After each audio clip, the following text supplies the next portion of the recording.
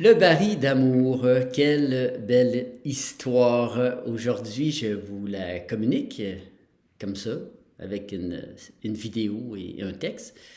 Il y a évidemment un texte original là, que vous pouvez avoir ça, si vous le voulez. Et l'histoire va un peu comme suit. Je vous invite à l'intégrer, puis vous pourrez la raconter par la suite à ceux que vous aimez, la partager si ça peut faire du bien avec ceux qui vous sont chers. Donc, ça va comme suit. Il était une fois une personne qui était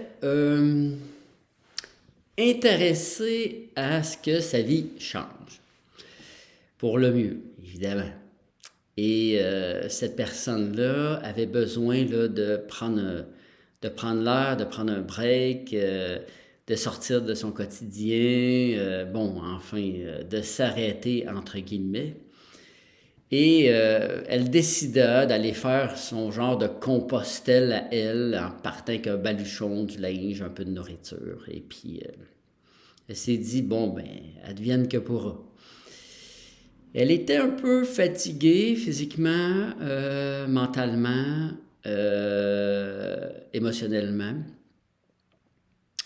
Donc, voulait quand même avoir une marche la plus douce possible et la plus facile possible. À un moment donné, la personne, à force de marcher, est arrivée à une croisée des chemins, à un Y. Et cette croisée des chemins, il y avait un chemin qui allait à gauche, qui avait l'air assez plat. Puis il y avait un chemin qui allait à droite, lui, il montait dans la montagne. Oh, la personne s'est assise sur la roche, a commencé à analyser la situation, et compte tenu de sa forme, etc., etc., etc., même s'il y avait une petite voix qui dit hey, « à droite, ça doit être trippant, ça. » Mais il y a tout de suite une autre voix qui dit « Hey, voyons, là, t'es fatigué, tu t'apprends pas de montagne, là. C'est quoi ça, cette affaire-là? » Ah ouais, là, c'est plat, puis tu refais tes énergies là-dessus. Alors, la personne s'est, entre guillemets, soumise à son mental et est partie sur le chemin de gauche, quand même plusieurs jours, pour réaliser que sur le chemin de gauche, elle ne faisait que répéter ce qu'elle n'avait toujours répété dans sa vie, c'est-à-dire marcher, oui, prendre soin de son corps, parce qu'elle marche, mais t'es pris dans ses pensées, puis dans ses émotions, puis ses pensées, puis ses émotions, puis ses pensées, puis ses émotions, puis tout d'un coup, le corps se mettait à avoir mal, puis bon, ben, etc., etc. Tous ces axes-là se mettaient à danser ensemble, mais disons que ça créait beaucoup plus d'agitation que de dire « Ah, c'est le fun, puis je suis bien ».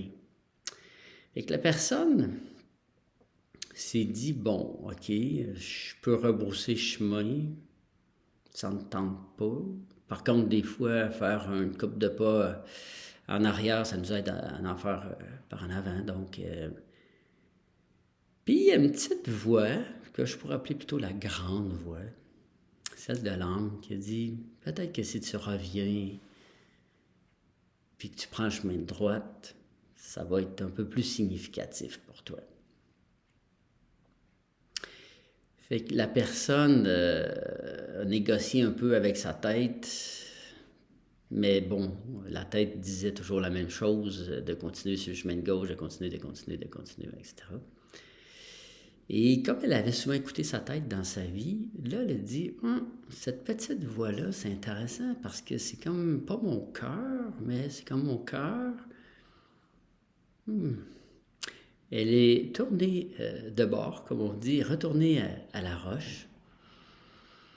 Elle a regardé la montagne, puis là, elle s'est dit « Ouais, OK, là, c'est sûr que ça va prendre de l'énergie, monter cette affaire-là. » Fait que, comme elle n'en avait pas tant que ça, mais bon, elle s'est dit « Tant qu'à faire confiance, va faire confiance à cette belle voix-là en dedans, qui semble paisible quand même, qu'on va appeler intuition, et qui me dit d'aller à droite. Fait qu'en laissant un peu, je dirais, ses certitudes, sa zone de confort habituelle, etc., etc., la personne a décidé vraiment là, de défier ce qui était là dans son histoire à venir jusqu'à maintenant pour peut-être modifier un peu l'histoire. Et la personne commença à gravir la montagne. Et là, très rapidement, elle y trouva une forme d'énergie qui fait en sorte que sa fatigue s'estompait. Donc, plus elle montait dans la montagne, et plus sa fatigue s'estompait. Donc, le corps retrouvait sa place, beaucoup plus que sur le chemin facile qui allait à gauche. Et la personne remarqua jusqu'à quel point, même à la mi-montagne, elle était comme surprise d'elle-même. Elle était fière d'elle-même, habitée par une vague, disons ça de même, de douceur, de bienveillance envers elle-même. Fait que c'était comme déjà mieux que sur le chemin qui allait à gauche. La personne a décidé de continuer. Et là, bon, il y avait cette montagne avec la neige, avec des animaux, avec les oiseaux, avec la chaleur d'un soleil incroyable. Et très tôt, cette nature enveloppante a eu gain, si on veut, et du corps et de la tête et des émotions parce que ce n'était que beau. Alors, la personne vivait un moment de plénitude, à juste embrasser le moment présent, à juste laisser ses sens s'activer, et plus la personne regardait alentour et plus il y avait de belles choses, les animaux, la nature qui s'éveille, les sons étaient incroyables, les senteurs étaient aussi incroyables, il y avait même des petites fleurs qu'on pouvait manger, tous les sens étaient activés d'une façon tellement simple, mais en même temps tellement riche. Et la personne se rappela, tout en montant la montagne, que c'était dans le silence et non pas le tumulte que l'on peut trouver vraiment le chemin de notre âme. Et des fois, oui, ça peut paraître une montagne, mais si on marche dedans, très rapidement, on ressent qu'on est porté et supporté par la vie elle-même. Donc ça fait du bien. La personne continua de monter jusqu'au sommet de la montagne avec, je dirais, de l'allégresse à l'intérieur d'elle-même, pratiquement de la grâce d'être si bien, parce que ça faisait un bout de temps que la personne n'avait pas touché un bien-être comme ça.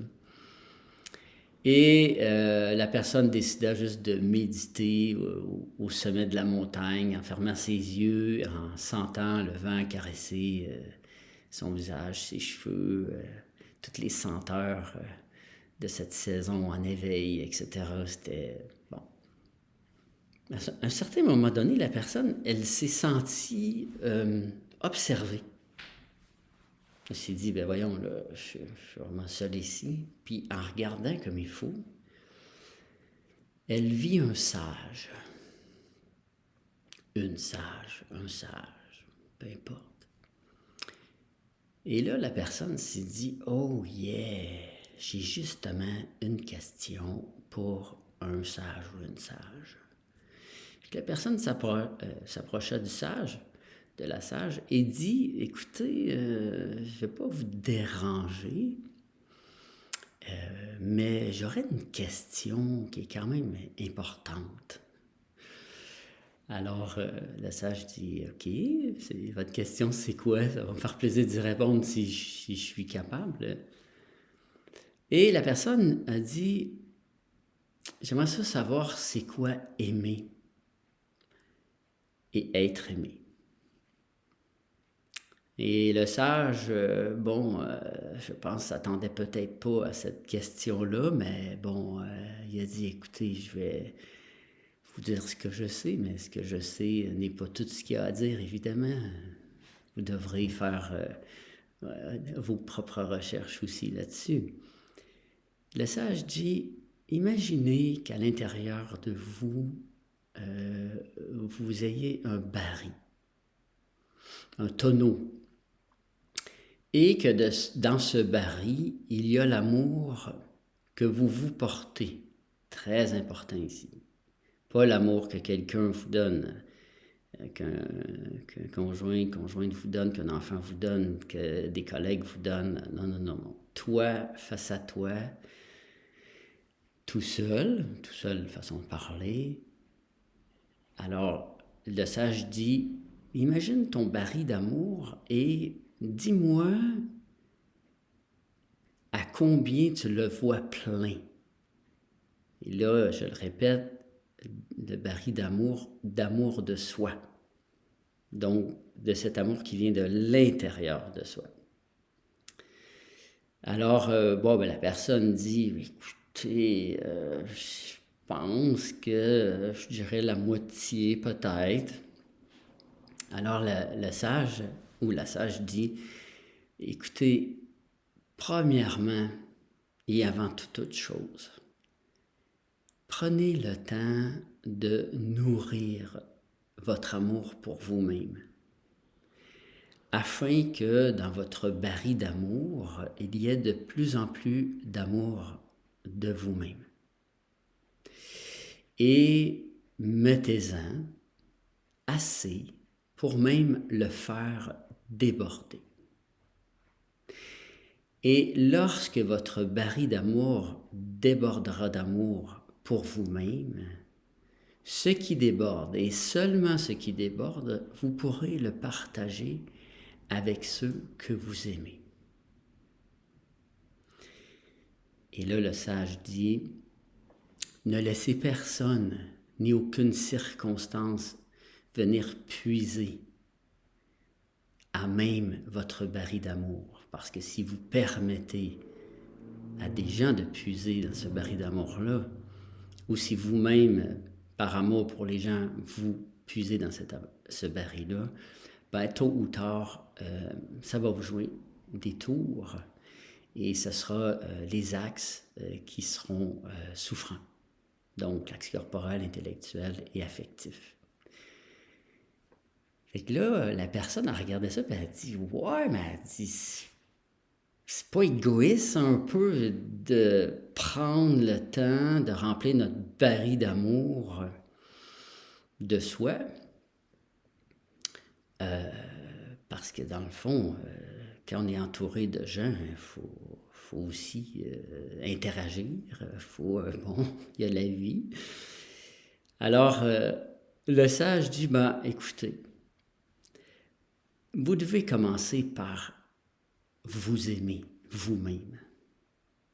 Après, vous pourrez aimer quelqu'un d'autre, plusieurs autres personnes. Mais le vrai amour commence par l'amour de soi, du soi. Aimer suffisamment son axe corporel pour en prendre soin, son axe intellectuel pour s'en servir, évidemment, avec du discernement, et non pas pour méjuger. Utiliser l'axe affectif pour vivre les beautés de ce que nous offre notre soleil intérieur, même notre ombre a ses beautés, et goûter aux fruits célestes de l'âme, disons ça comme ça. Alors, quand la personne lui demandait, mais c'est pas un peu égoïste, le sage a dit, oui, si tu remplis ton baril d'amour de toi, que tu le fais déborder et que tu gardes pour toi ce qui déborde, Ça, c'est l'égoïsme. Mais si tu prends le temps de te construire, de te reconstruire avec de l'amour pour toi, à ce moment-là, lorsque ton pari débordera et que tu partageras le surplus, ça sera très bon et pour toi et pour les personnes qui t'aiment. Le sage, évidemment, a mis en garde la personne des faussetés avec lesquelles on peut remplir ou avoir l'impression de remplir notre baril d'amour. Et ces faussetés, ces illusions, ces états de conscience altérés, ça vient de l'extérieur. Donc, les besoins, pas les besoins, mais les choses matérielles. Si j'ai ça, je vais être plus heureux avec moi-même. Entrer dans une nouvelle relation. Donc, ça c'est ça, je vais être plus heureux. Puis, à la limite, on peut se convaincre aussi que toutes ces choses-là nous amènent un vrai bonheur. Sûrement qu'il y a du bonheur. S'il est sous-tendu par un bonheur intérieur avec soi-même, il sera durable. Alors, voici cette magnifique histoire. Je vous laisse vous en inspirer à votre façon. Je vous laisse la modifier. Je vous laisse la réécrire. Je vous laisse la transmettre pour qu'elle puisse à son tour faire du bien et nous rappeler qu'on a beaucoup d'outils à l'intérieur de soi et que ce n'est jamais dans le tumulte, dans la course folle, ce que j'appelle poule pas de tête, que l'on pourra découvrir cette paix-là. Cette paix-là, elle arrivera suite à du temps avec toi-même, du temps de qualité et du temps répété à tous les jours, à toutes les semaines, avec constance. Et comme un arbre, comme une plante, une fleur va pousser, toi aussi, tu vas pousser. Alors, j'espère que tu as apprécié le conte et puis je te souhaite une belle méditation là-dessus pour toi-même et tous ceux que tu aimes.